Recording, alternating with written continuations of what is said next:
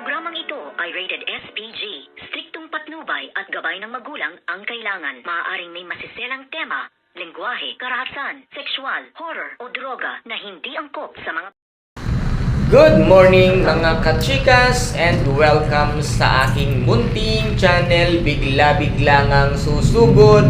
Ito ngang si Francis dito nga sa De La Costa Food Corporation upang kumprontahin at kausapin nga ng masinsinan ito ngang bruhang si Joanna dahil sa kanyang ginawa ngang pagsabotage sa Shining Casserole. Ngunit ito ngang kanyang Dad Charlie ang kanyang nakakaharap at nakikita, at dito naman ay magpapakilitan din ng maanghang na salita ito ngang si Johan na sobrang nagseselos nga kaya Francis dahil nakikita nga niya kung gaano kalapit ang loob ngayon nito ngang si Francis sa kanyang lihim na minamahal na si Ina, at dito nga ay sasabihin nito ngang si Francis na bakit mo tinotolerate ang mga maling ginagawa ng kakambal mong si Joanna, at hindi mo ba nakikita ang kanyang mga maling ginagawa? At dito naman ay sasagot naman at sasabad naman itong si Attorney Pulpul na si Charlie at sasabihin niya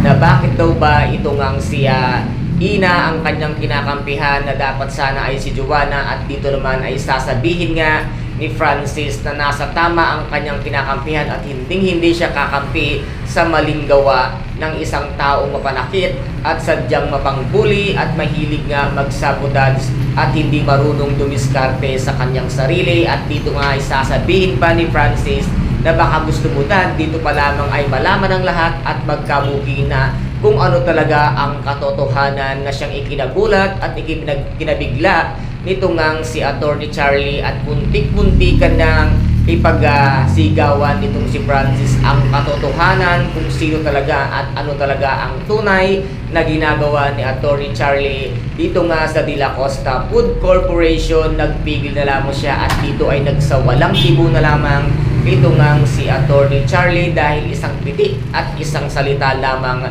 nito ngang si Francis ay tapos ang maliligayang araw nito ngang si Attorney Charlie dahil alam ni Francis ang katotohanang tunay na ginagawa nito ngang si Attorney Charlie. Kaya guys, ito po ang ating pakaabangan sa mga susunod na episode, ang mga kaabang-abang na kaganapan. At kung nagustuhan po ninyo ang aking videos for today, paki-subscribe na lamang po ng aking channel, paki-like and share para maging update kayo sa lahat ng gagawin kong videos. Maraming salamat po. Ingat, God bless, and bye-bye!